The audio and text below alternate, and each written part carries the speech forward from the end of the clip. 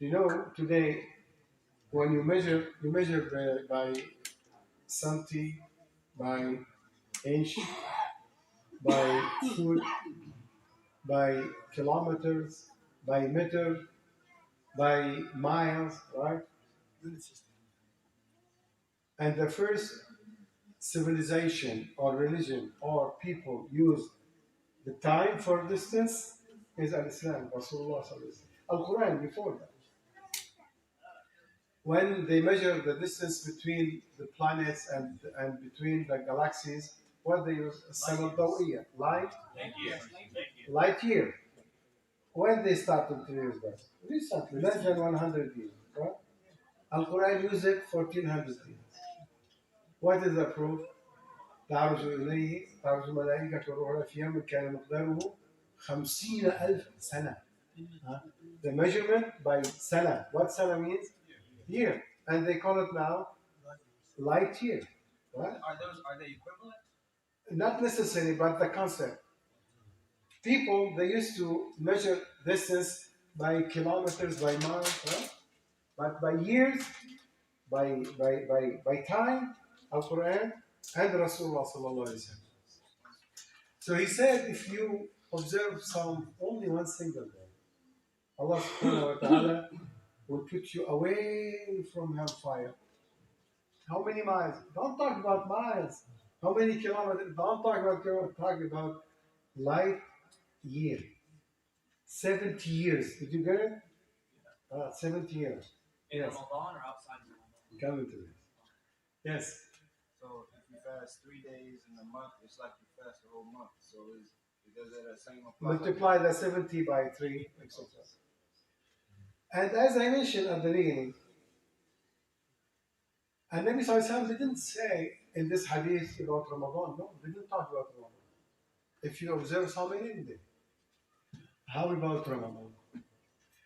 You are not fasting only one single day. You are fasting almost 30 days every year, or 29 days. Right? So you can imagine the reward. From here, لا تستغربوا أن يقول الله عز وجل في الحديث القدسي إلا الصوم فإنه لي وأنا أجزي به. From here, don't be surprised. Don't be surprised when Allah subhanahu wa ta'ala said in the hadith Qudsi, كل عمل آدم له. All the action, all the deed for the son of Adam is for him. Each hasana multiplied by 10 tells 700, except a psalm, it is for me and I am going to reward you. Today, not yesterday, today, I heard Sheikh Saleh Al-Fawzan. Who heard about this name?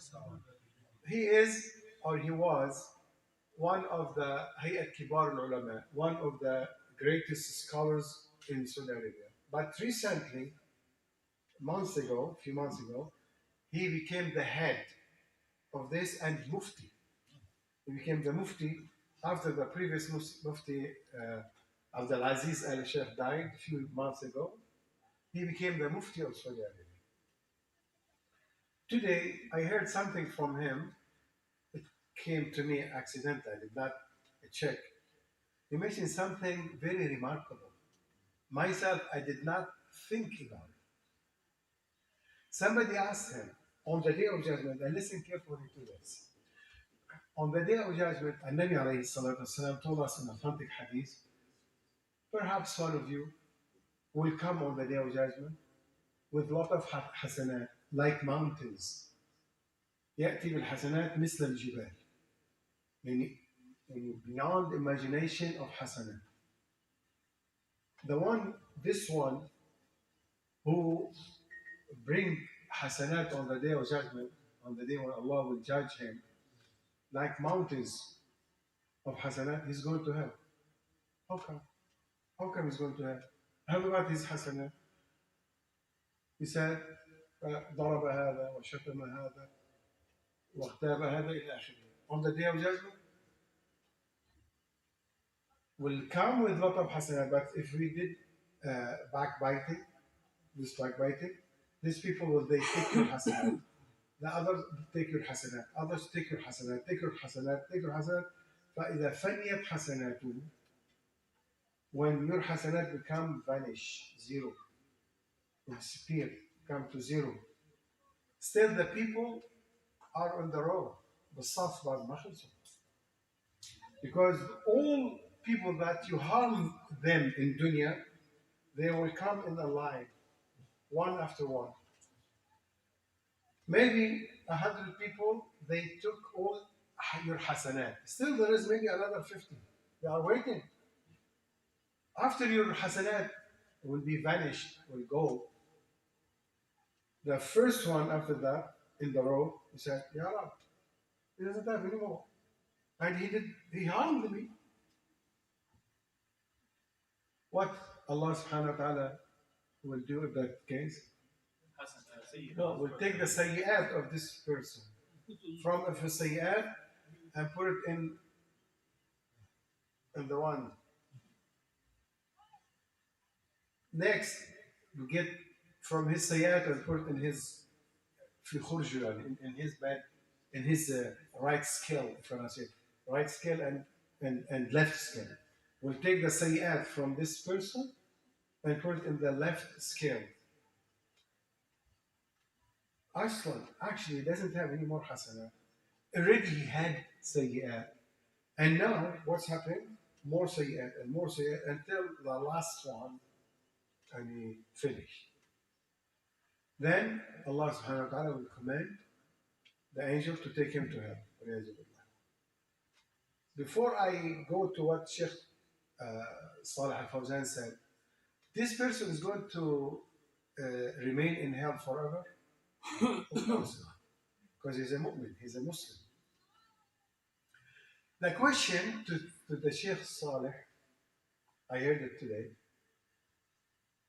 they asked him, is or are the hasanat of as-siyam are included? You understand what that means? Yeah. Who understood? Yes. Explain. What do you understand? Because Not included in this hasana. Extra. the sound is for only Allah. When these people will take his hasanat, they will take all his hasanat except the hasanat of as-sawm. Except the hasanat of as-sawm. From where Sheikh Saleh got this? Said, إِلَّا الصَّوْمْ فَإِنَّهُ لِي. Is untouchable. Nobody will touch it because it's for Allah. Did you get it? إِلَّا الصَّوْمْ فَإِنَّهُ لِي وَأَنَا أَجْزِي بِهِ. And what Allah said, it is mine. The people is not, they cannot touch it. Untouchable.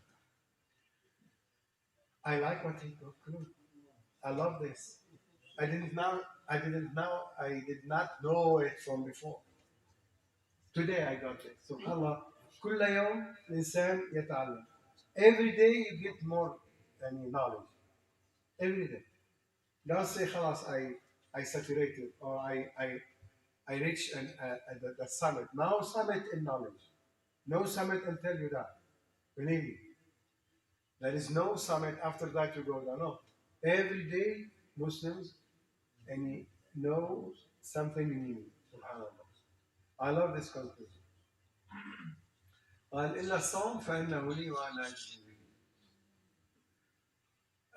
I told you something I want to go back to it. Do you remember what it is?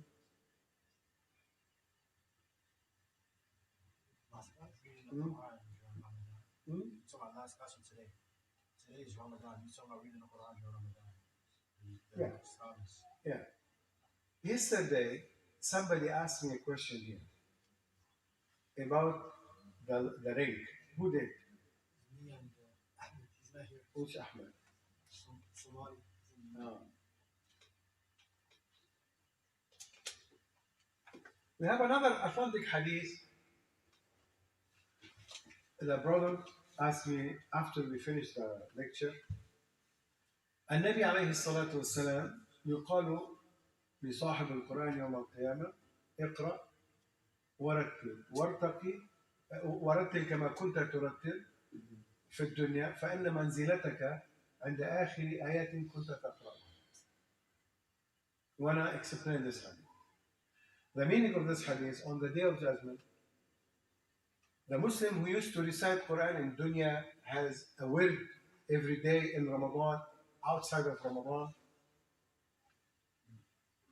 On the day of judgment, Allah or the angel will tell him, come in Jannah and recite Al-Quran in Jannah as you used to recite in hereafter. And keep reading and reciting, and every time you recite, Allah will elevate your rank in Jannah. Until Allah is keeping elevating your rank in Jannah until the last verse you recited in dunya. What is the meaning of this? They ask in Al-Hadith talking about those who memorize Al-Quran. For example, Al-Quran is 30 juz, 114 surah. If somebody memorized, for example, 10 surah, he will recite what he memorized in dunya. Is he memorized 14, 20 surah, for example, his level in Jannah will be with 15 surah. Is this the meaning, do you think? Yes. No, I don't believe so. Until he no longer able to. Because Al-Hadith does not talk about memorization or read. And your level will be at the last ayah used to recite. كنت تقرأ. The question: the reward in Jannah is unlimited, right? Is unlimited.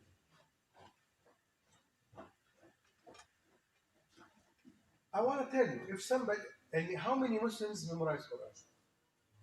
A lot, right? A lot. And Al-Quran, even is a great, great book and the greatest holy book, but at the end of the day, it's limited. So it is just 114 surah.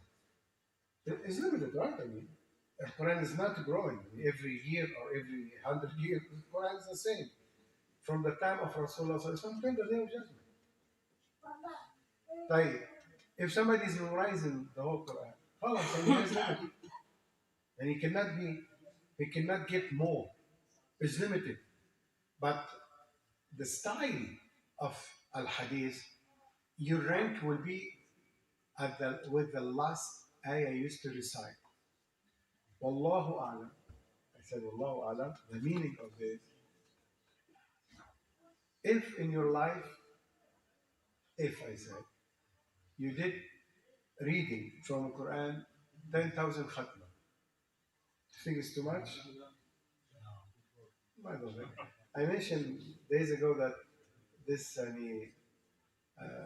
righteous person, he finished it 40,000 times because he didn't do but reading Quran. Like 1,000, right?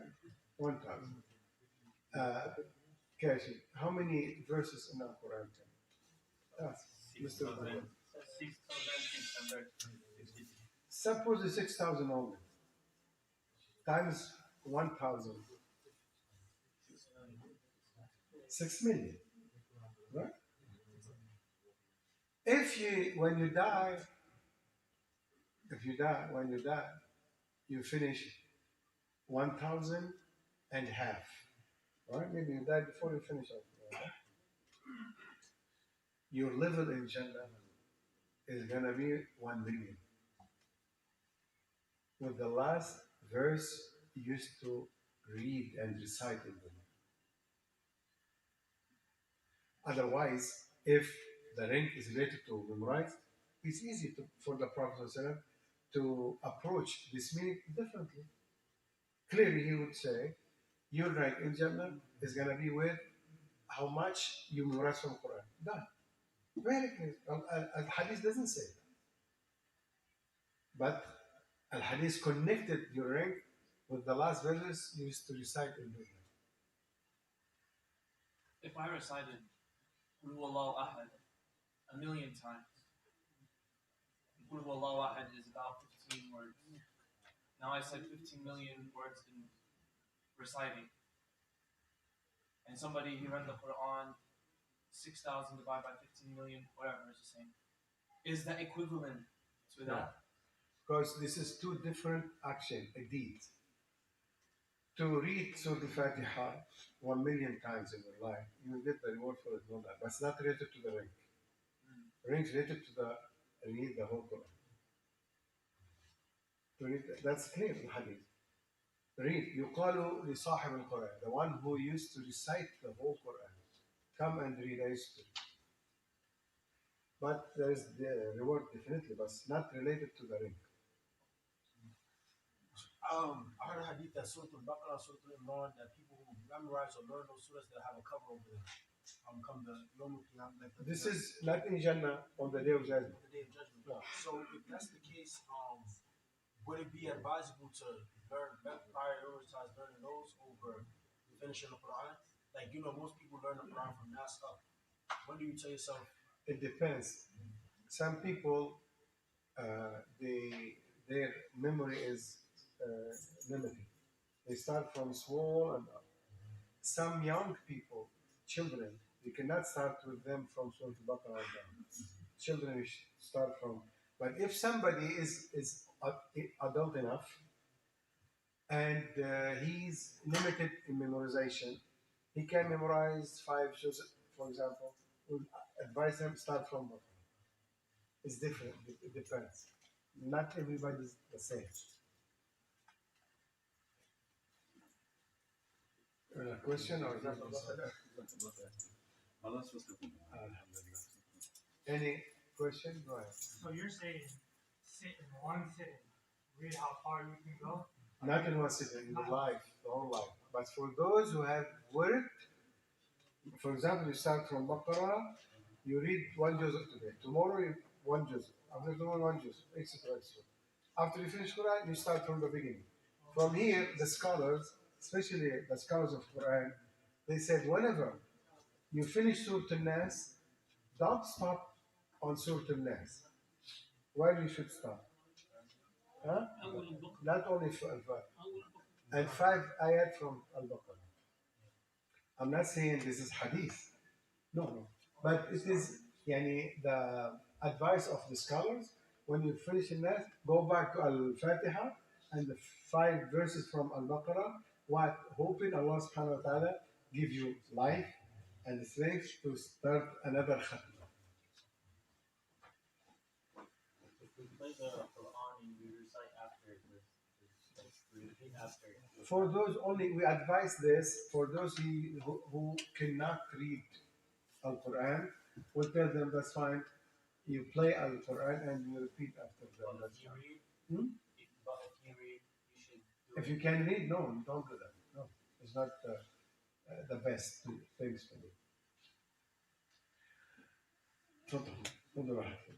Tomorrow, inshallah, they asked me, a brother asked me to talk more about zakat, not in man, zakat the animals, and the zakat of crops, and the zakat of zakat, all the time this zakat, with type of details, kind of details, not details, kind of details. Tomorrow. If you announce this, maybe I need to know, because everybody knows or asks about zakat al-mal, until some people they said, for example, in my office, somebody said if somebody has 5 camels, how much he has to pay? How much money he has to pay? What? Money? This is annual. It's not money. Did you get it? He thought that if you have crops, you have to pay zakat of the crops, money. If you have animals, goats, sheep, or cows, you have to pay money. No, not money, bro. You have to pay animals, not money. So it's mixed up with some brothers. Maybe tomorrow we'll cover this. If you want to, through the WhatsApp, ICC's lecture, and then tomorrow, inshallah, we'll talk about zakat, animals, and the crops. I have a question, a little bit off topic, but is there a type of sleeping that's liked by Islam? Like, for example, if you sit like Yeah, that is something. Many I know. Both. We'll come to this. خلاص؟ طيب. The farm, if it has crops, Huh? then he pays a cat on the land too, or No, just no, the no, crop? no. Is a farmer It's like a has a land The land is a farm. and he planted corn, wheat, only for what he got, what he gets from it. But not on the land. No. What if you work and like you can't read from the book? If you cannot, No, you can read, but you know you're at work. You can't just read. at least listen. So the minimum.